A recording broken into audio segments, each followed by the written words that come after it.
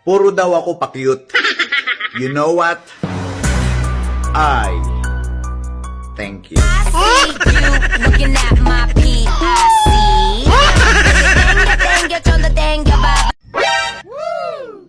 Ipunin mo lang yung galit mo sa akin.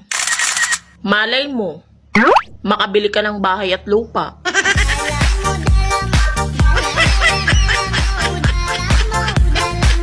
Alam mo, buti ka pa, wala kang problema. Ay, marami po. Naka-only me lang. Ang papangit daw ng post ko.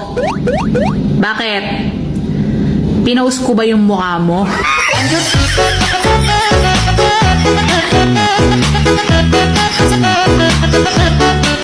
Pwedeng magtanong, Ano yun?